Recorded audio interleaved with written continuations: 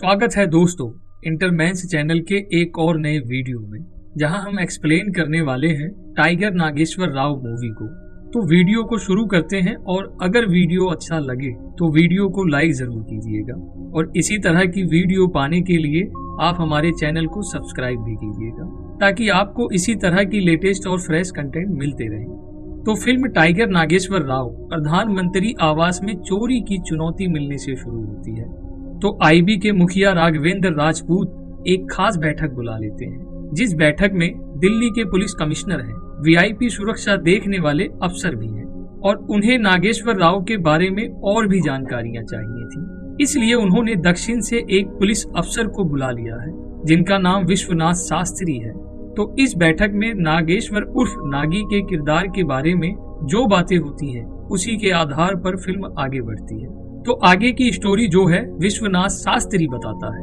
वो कहता है कि जब मैं स्टुअर्टपुरम में था तब मेरे पास नागेश्वर ने चुनौती दी थी और उसने फोन लगाकर कहा था कि आज वो मालगाड़ी से माल चुराने वाला है। दरअसल में नागेश्वर हमेशा चुनौती देकर ही काम किया करता है। तो इस चोरी के बारे में जब पुलिस वालों को पूरी तरह से पता चलता है तो वो लोग पूरी तरह से सतर्क हो जाते हैं। लेकिन नागेश्वर राव की एक बहुत बड़ी गैंग थी। वो सभी लोग इस मालगाड़ी में टूट पड़ते हैं और यहाँ के सारे माल को चुरा भी लेते हैं, जबकि पुलिस वालों को चोरी की खबर मिलने के बावजूद नागेश्वर राव की पूरी गैंग यहाँ से सारा माल चुरा ले जाती है।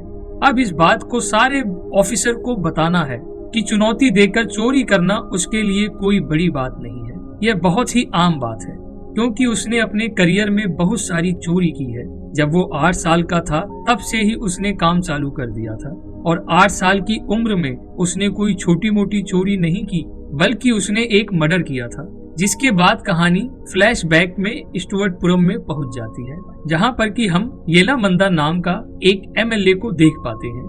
मंदा की स्टुअर्टपुरम में बहुत चलती है और वो लोगों से चोरी करवाने का काम करता है। वो जो भी चोरी कर लाते हैं वो सारा माल लाकर मंदा को दे देते हैं और उसके कहने के मुताबिक अगर ऐसा नहीं होता है तो मंदा उसे मार डालता है और हाल ही में भी ऐसा ही हुआ है।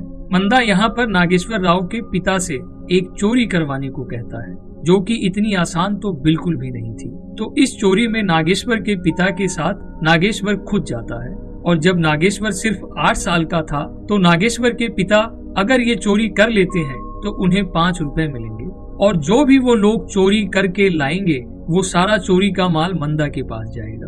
तो यहाँ पर वो लोग चोरी करने के लिए पहुँच जाते हैं। वो एक दीवार में बहुत बड़ा हॉल करके चोरी भी कर लेते हैं, लेकिन जब वो लोग वापस आ रहे थे तो नागेश्वर के पिता पकड़े जाते हैं और अब क्योंकि मंदा को सबूत दिखाना था कि आखिर ये चोरी किसने की है, तो नागेश्वर अपने पिता का सर काटकर यहाँ से ले जा लेता है। नागेश्वर राव चोरियों के पीछे इतना ज्यादा खतरनाक था कि उसे किसी की भी परवाह नहीं थी। तो नागेश्वर राव जब 8 साल का था तब से ही गजजाला प्रसाद नाम के एक आदमी ने नागेश्वर राव के साथ साथ कई सारे लोगों को ट्रेनिंग दी थी। सारे बच्चे थे और यहाँ पर वो लोग गधे का खून पिलाते थे और गधे का खून पिलाने के बाद उन्हें बहुत सारी मेहनत करनी पड़ती थी और अगर वो मेहनत नहीं करेंगे तो वो मारे जाएंगे। तो इस तरह से गजजाला प्रसाद ने नागेश्वर राव को एक परफेक्ट चोर बना दिया। अब कहानी 20 साल आगे शिफ्ट होती है, जहाँ पर कि हम देख पाते हैं मंदा को जिसने की स्टुअर्टपुरम की 3 गैंग को यहाँ पर बुलाया था। दरअसल में ये 3 गैंग वो होती है जो कि मालगाड़ी से माल चुराने का काम करती है और यहाँ पर बोली लगती है कि आखिर मालगाड़ी से माल कौन चुराएगा। जो भी बोली में जीतता है तो दूसरी गैंग वाले उसकी चोरी में टांग नहीं अड़ाएंगे।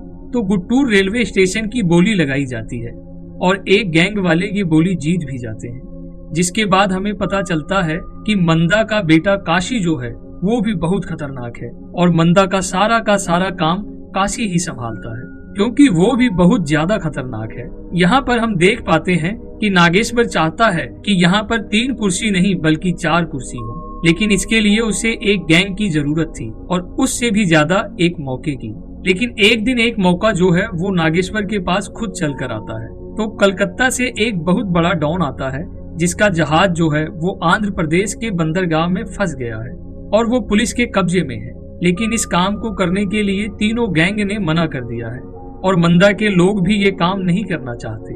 तब इस काम को नागेश्वर अपने कब्जे में ले लेता है और वहां से जो भी माल वो लेकर आएगा उसके 50% की वो डिमांड करता है, जिसके लिए वो कलकत्ता का डॉन भी मान जाता है। अब आगे रात होती है और यहाँ पर नागेश्वर राव की पूरी गैंग उस बंदरगाह में पहुंच जाती है। वहाँ पर वो आग लगा देते हैं और फायर ब्रिगेड के ऑफिसर बनकर वो वहाँ से पूरा माल चुरा लेते हैं, जिसमें कि ढेर सारा सोना था। तो मंदा और काशी ने यहाँ पर नागेश्वर से कहा था कि अगर वो यह चोरी नहीं कर पाया तो उसे हमारा पेशाब पीना पड़ेगा।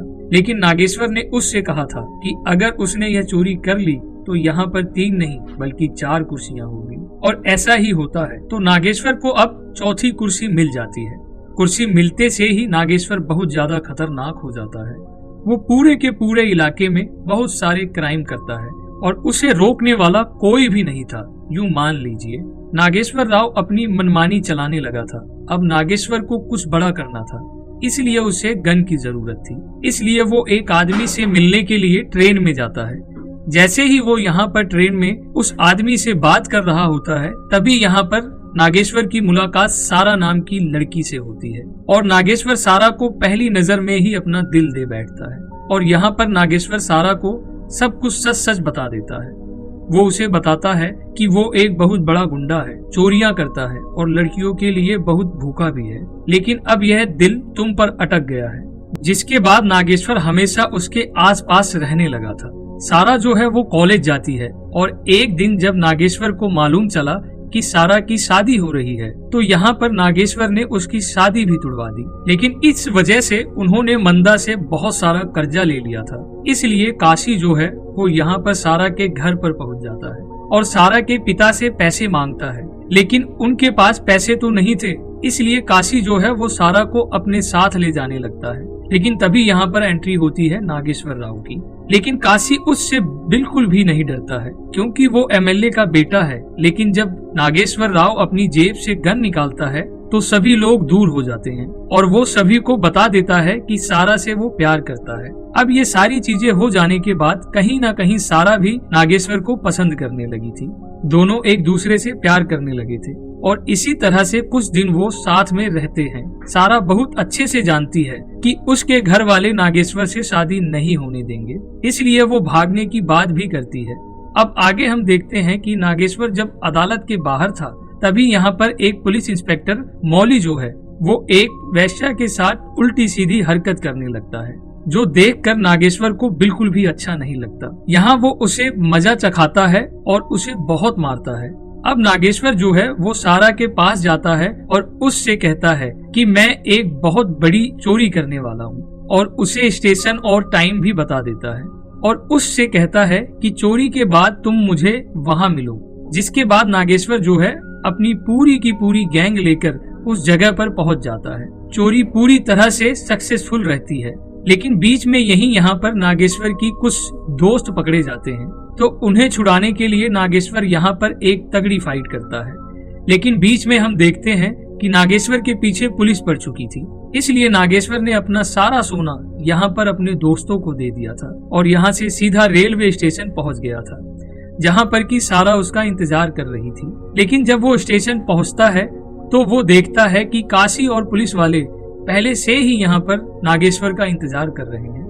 और जब सारा को यह बात मालूम चली कि उसने कुछ लोगों को मार दिया है, तो उसे बहुत बुरा लगता है और वो कहती है, ना तो मैं काशी के साथ रहना चाहती हूँ और ना ही अपने पिता की मनमर्जी से शादी करना चाहती हूँ। इसलिए सारा ट्रेन के सामने कूदकर अपनी जान दे देती है, जिसके बाद नागेश्वर को जेल हो जाती है। नागेश्वर को बहुत बुरा लगता है क्योंकि वो सारा से बहुत प्यार करता है। इसी तरह से नागेश्वर बहुत सारे दिन जेल में बिताता है, लेकिन ऐसी कोई जेल नहीं बनी जहाँ से कि नागेश्वर भाग ना सकता हो। जेल की 20 मीटर ऊंची दीवार थी जहाँ से नागेश्वर राव जो है वो कूदकर भाग पड़ता है और यहीं से नागेश्वर राव का नाम पड़ा था टाइगर नागेश्वर राव। उसके बाद कहानी फिर से प्रेजेंट में आ जाती है, जहाँ पर की सबसे बड़ी प्रॉब्लम यह है कि नागेश्वर राव ने प्रधानमंत्री आवास में चोरी करने के लिए एक चेतावनी दी है और इसी वजह से सारे ऑफिसर्स चिंतित हैं कि इतनी हाई सिक्योरिटी में नागेश्वर राव यहाँ पर कैसे आएगा और वो चोरी कैसे करेगा। तो सारे कमांडोज को पीएम आवास में बुला लिया जाता है।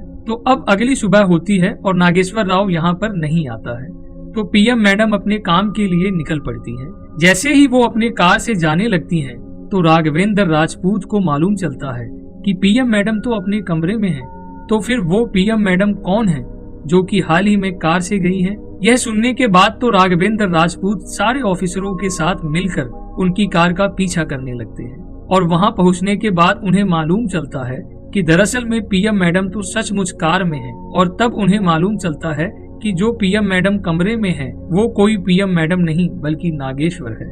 जब वो वापस यहाँ पर आकर देखते हैं तो उन्हें मालूम चलता है कि कुछ भी चीज चोरी नहीं हुई है, बल्कि नागेश्वर ने यहाँ पर एक चिट्ठी छोड़ कर गया है जिसमें उसने अपनी समस्या लिखी थी और साथ ही वो यह भी बताना चाहता था कि वो कुछ भी कर सकता है और कहीं भी पहुंच सकता है। तो वो ऑफिसर से मिलकर यह सारी बातें पीएम मैडम को भी बताते हैं और पीएम मैडम को यह सारी समस्या जब पता चलती है तो यहाँ पर राघवेंद्र राजपूत को स्टुअर्टपुरम में भेजा जाता है, भेष बदलकर, क्योंकि वो वहाँ पर जाकर नागेश्वर राव के बारे में पता करना चाहते हैं। तो यहाँ पर राघवेंद्र राजपूत को नागेश्वर राव की असलियत के बारे में मालूम चलता है। सभी को ऐसा लगता है कि नागेश्वर एक हैवान है और वो हमेशा लोगों के साथ बुरा करता है, लेकिन ऐसा बिल्कुल भी नहीं है। नागेश्वर राव ने स्टुअर्टपुरम में देखा कि बच्चे पढ़ाई करना चाहते हैं, इसलिए उसने बच्चों को पढ़ाई के लिए प्रेरित किया और युवाओं को स्टुअर्टपुरम के नाम से कहीं भी जॉब नहीं मिलती है और वो भी फिर चोरी करने लगते हैं और बुरे बन जाते हैं। इसलिए नागेश्वर यहाँ पर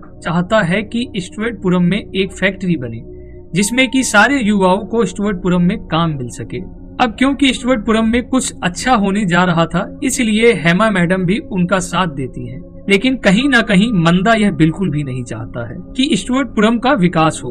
अगर स्टुअर्टपुरम का विकास हो जाएगा, सभी लोग पढ़े लिखे हो जाएंगे, तो सभी लोग उनसे भी आगे निकल जाएंगे और फिर उनसे कोई भी नहीं डरने वाला। इसलिए वो स्टुअर्टपुरम के लोगों पर जाति करने लगते हैं, लेकिन अब हद हो चुकी थी। इसलिए नागेश्वर ने एक दिन उन सभी लोगों को बड़ी बेरहमी से मारता है और यहाँ पर वो काशी को तो जान से भी मार देता है और मंदा को भी बुरी तरह से इंजर्ड कर देता है। लेकिन इसमें मंदा की जान बच जाती है, लेकिन जिसके बाद से नागेश्वर को अब छिप कर रहना पड़ता है क्योंकि वो एक बहुत ही बड़ा क्रिमिनल बन चुका था। उसने एमएलए के ऊपर हमला किया और उसके बेटे को भी मार दिया है। तो अब नागेश्वर राव को मंदा के लोगों और पुलिस वालों से बच के रहना पड़ता है क्योंकि मौली भी उसका पुराना दुश्मन है और वो यहाँ पर नागेश्वर को ढूंढकर मारने के लिए कुछ भी कर सकता है और किसी भी हद तक जा सकता है। इसलिए नागेश्वर अपने पिता के दोस्त के पास चला जाता है, जहाँ पर उसकी मुलाकात होती है मनी नाम की लड़की से। मनी नागेश्वर से प्यार करती है और वो चाहती है कि नागेश्वर भी उससे प्यार करने लगे, लेकिन नागेश्वर तो उसकी तरफ देखता ही नहीं है। लेकिन एक दिन यहाँ पर मनी उससे बता देती है कि वो उससे प्यार करती है, लेकिन नागेश्वर उससे कहता है कि वो एक क्रिमिनल है, वो एक चोर है और एक बहुत बड़ा गैंगस्टर भी है। आए दिन वो लोगों को मारता रहता है और एक दिन ऐसा भी आएगा जब वो मारा जाएगा। तब मनी उससे कहती है, मुझे कोई फर्क नहीं पड़ता, जितने दिन भी तुम हो, मुझे उन दिनों में तुम्हारे साथ रहना है। जिसके बाद नागेश्वर ने मनी से शादी कर ली। अब कहानी फिर से प्रेजेंट में आ जाती है, जहाँ पर कि गज जाला प्रसाद यहाँ पर राघवेंद्र राजपूत को इस सारी स्टोरी को सुना रहे होते हैं और राघवेंद्र राजपूत यहाँ पर देखते हैं कि मंदा के लोग यहाँ उनके ऊपर बहुत जाति करते हैं। अब क्योंकि नागेश्वर राव को लेकर शूट एंड साइट का ऑर्डर था, इसलिए मौली जो है नागेश्वर को ना ढूंढकर उसके दोस्तों को ढूंढता है और उन सभी को मार गिराता है। तो अब नागेश्वर का सिर्फ एक दोस्त बचा था जो है काली। वो दोनों साथ में रहते हैं और वो कहीं छिपे हुए थे। जिसके बाद एक दिन नागेश्वर जो है वो हेमा मैडम से मिलता है। वो उनसे कहता है कि उसे किसी भी हालत में ये फैक्ट्री बनानी है, लेकिन हेमा मैडम उससे कहती है कि ऐसा नहीं हो सकता है। अगर तुम फैक्ट्री बना भी लोगे तब भी तुम्हें फैक्ट्री चालू करने की परमिशन नहीं मिलेगी। लेकिन हेमा कहती है कि अगर तुम मुझसे वादा करो कि फैक्ट्री खुलने की परमिशन अगर हमें मिल जाए तो तुम सरेंडर कर दोगे। तो नागेश्वर उनकी बात मान जाते हैं क्योंकि हेमा एक ऐसी औरत है जो कि स्टुअर्टपुरम के लिए कुछ अच्छा करना चाहती है और वो हमेशा से लोगों के लिए अच्छा काम करती आई है। इसलिए नागेश्वर उनकी बात मान जाता है। अब एक दिन हम देखते हैं कि नागेश्वर की पत्नी जो है वो स्टुअर्टपुरम में ही रहती है, लेकिन मावली यहाँ पर आ जाता है और वो नागेश्वर की पत्नी को गर्भ अवस्था में एक खटिया से बांध भी देता है। लेकिन तभी यहाँ पर हेमा मैडम आ जाती हैं और वो मावली से नागेश्वर की पत्नी मतलब कि मनी को बचा लेती है, जिसके बाद मनी को 2 जुड़वा बच्चे पैदा होते हैं। तो कुछ दिनों के बाद हम देखते हैं कि हेमा परमिशन लेकर आ गई थी और अब फैक्ट्री खुलने ही वाली थी, इसलिए अब यहाँ पर नागेश्वर को सरेंडर करना पड़ेगा। लेकिन यहाँ पर नागेश्वर अपने वादे से मुकर जाता है। दरअसल वो अपने वादे से मुकरा नहीं था, उसने अपना सोना कलकत्ता के डॉन को देकर रखा था, इसलिए वो अपना सोना वापस लेने के लिए जाता है। लेकिन इसके बारे में मावली और उसके पुलिस वालों को मालूम चल जाता है। नागेश्वर और उसका दोस्त काली जो है वो जंगल में छिपे हुए हैं। तो यहाँ पर मावली और उसके ऑफिसर जो है वो जंगल में नागेश्वर को ढूंढने लगते हैं और गोलीबारी भी उसके ऊपर करने लगते हैं। लेकिन नागेश्वर तो यहाँ से किसी तरह से भाग जाता है, लेकिन उसका दोस्त काली मारा जाता है। जिसके बाद नागेश्वर उन्हें एक ऐसी जगह पर फंसाता है जहाँ पर कि वो लोग एक बहुत बड़ा ब्लास्ट करवाते हैं। नागेश्वर को भी गोलियां लग चुकी थी, इसके बावजूद मंदा के लोगों ने यहाँ पर नागेश्वर को पकड़ लिया था। मंदा नागेश्वर से कहता है कि फैक्ट्री कभी भी नहीं खुलेगी, क्योंकि हाल ही में मैं सीएम से मिलकर आया हूँ और वो परमिशन कभी भी नहीं देने वाले। तभी मंदा के पास एक फोन आता है और उसे मालूम चलता है कि उसे एमएलए पद से हटा दिया है और फैक्ट्री पर जो भी प्रतिबंध लगे थे वो सारे हट गए हैं, मतलब अब फैक्ट्री भी खुलकर रहेगी। तो नागेश्वर यहाँ पर मंदा से कहता है कि अगर तेरी सीएम तक पहुँच है तो मेरी भी पीएम तक पहुँच है। थोड़ी देर के बाद यहाँ पर मावली भी आ जाता है अपने सारे ऑफिसर्स के साथ, जिसके बाद यहाँ पर एक तगड़ी फाइट होती है। नागेश्वर के आजू बाजू बहुत सारे लोग थे, लेकिन नागेश्वर यहाँ पर उन सभी लोगों को चुन चुन कर मार देता है। इस लड़ाई के दौरान नागेश्वर को ढेर सारी गोलियां भी लगती हैं, लेकिन यहाँ पर नागेश्वर मंदा और मौली को जान से मार देता है। लेकिन आखिर में यहाँ पर उसे ढेर सारी गोली लगने की वजह से नागेश्वर भी मारा जाता है। लेकिन नागेश्वर ने जो चाहा था वो हो गया है और सारे क्रिमिनल भी खत्म हो गए हैं। और आखिर में राघवेंद्र राजपूत सभी से कहता है कि नागेश्वर राव कोई गैंगस्टर नहीं था, बल्कि वो एक सेवियर था। और जब भी स्टुअर्टपुरम का नाम लिया जाएगा तब टाइगर नागेश्वर राव का भी नाम लिया जाएगा। और इसी के साथ ये फिल्म यहाँ पर खत्म हो जाती है। उम्मीद करता हूँ दोस्तों आपको ये वीडियो पसंद आई होगी। वीडियो पसंद आई हो तो वीडियो को लाइक जरूर कीजिएगा और इसी तरह की वीडियोस पाने के लिए हमारे चैनल को सब्सक्राइब भी कीजिएगा, ताकि आपको इसी तरह के लेटेस्ट और फ्रेश कंटेंट मिलते रहें। मिलते हैं एक और मजेदार वीडियो के साथ, तब तक आप हमारे चैनल के साथ बने रहें। जय हिंद, जय भारत, जय श्री राम। सलाम, नमस्ते, बाय बाय।